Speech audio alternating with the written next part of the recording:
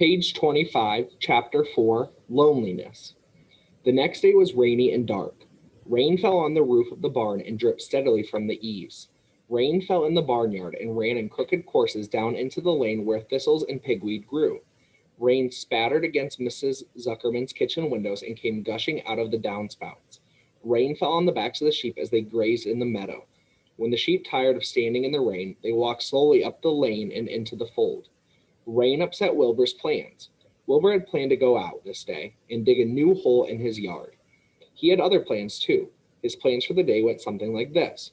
Breakfast at 6:30, skim milk, crust, middlings, bits of donuts, wheat cakes with drops of maple syrup sticking to them, potato skins, leftover custard pudding with raisins, and bits of shredded wheat. Breakfast would be finished at 7. From 7 to 8, Wilbur planned to have a talk with Templeton, the rat that lived under his trough. Talking with Templeton was not the most interesting occupation in the world, but it was better than nothing. From 8 to 9, Wilbur planned to take a nap outdoors in the sun. From 9 to 11, he planned to dig a hole or trench and possibly find something good to eat buried in the dirt. From 11 to 12, he planned to stand still and watch flies on the boards, watch bees in the clover, and watch swallows in the air. 12 o'clock, lunchtime. Middlings, warm water, apple parings, meat gravy, carrot scrapings, meat scraps, stale hominy, and the wrapper off of a package of cheese. Lunch would be over at 1. From 1 to 2, Wilbur planned to sleep. From 2 to 3, he planned to scratch itchy places by rubbing against the fence. From 3 to 4, he planned to stand perfectly still and think of what it was like to be alive and to wait for Fern. At 4 would come supper: skim milk, provender, leftover sandwich from Lurby's lunchbox, prune skins, a morsel of this, a bit of that, fried potatoes, marmalade drippings, a little more of this, a little more of that, a piece of baked apple, a scrap of upside-down cake. Wilbur had gone to sleep thinking about these plans. He awoke at 6 and saw the rain, and it seemed as though he couldn't bear it. I get everything all beautifully planned out, and it has to go and rain, he said. For a while he stood gloomily indoors.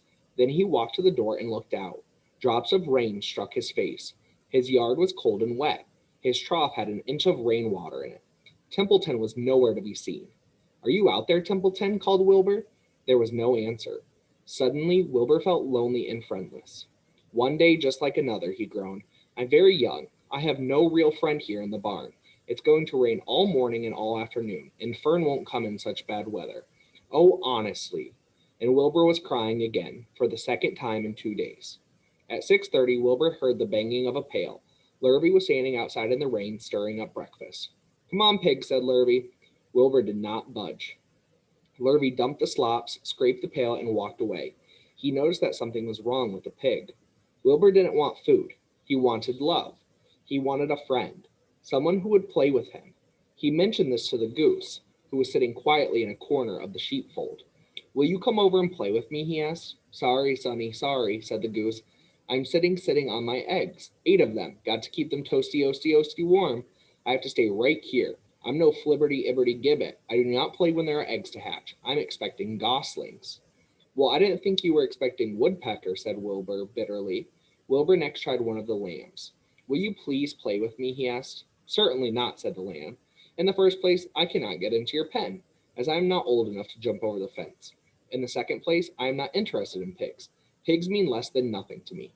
"What do you mean, less than nothing?" replied Wilbur. "I don't think there is any such thing as less than nothing. Nothing is absolutely the limit of nothingness. It's the lowest you can go. It's the end of the line.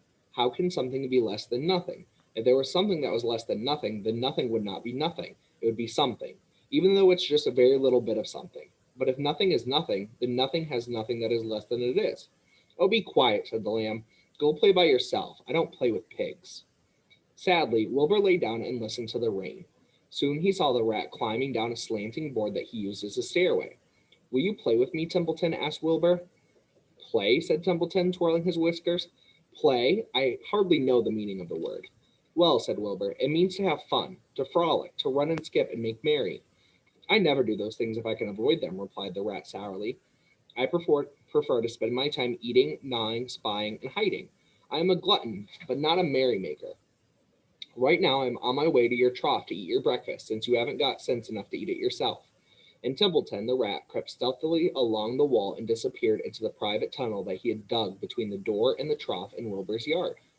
Templeton was a crafty rat, and he had things pretty much his own way. The tunnel was an example of his skill and cunning. The tunnel enabled him to get from the barn to his hiding place under the pig trough without coming out into the open. He had tunnels and runways all over Mr. Zuckerman's farm and could get from one place to another without being seen. Usually he slept during the daytime and was abroad only after dark. Wilbur watched him disappear into his tunnel. In a moment he saw the rat's sharp nose poke out from underneath the wooden trough. Cautiously, Templeton pulled himself up over the edge of the trough.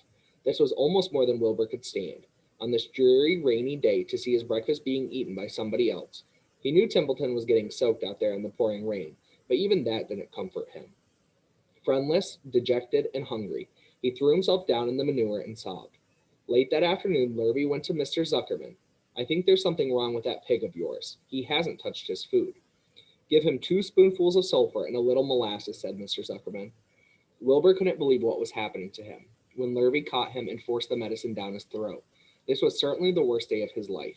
He didn't know whether he could endure the awful loneliness any more. Darkness settled over everything. Soon there were only shadows and the noises of the sheep chewing their cuds, and occasionally the rattle of a cow chain up overhead. You can imagine Wilbur's surprise when out of the darkness came a small voice he had never heard before. It sounded rather thin, but pleasant. Do you want a friend, Wilbur? It said. I'll be your friend to you. I've watched you all day, and I like you. But I can't see you, said Wilbur, jumping to his feet. Where are you, and who are you? I'm right up here, said the voice.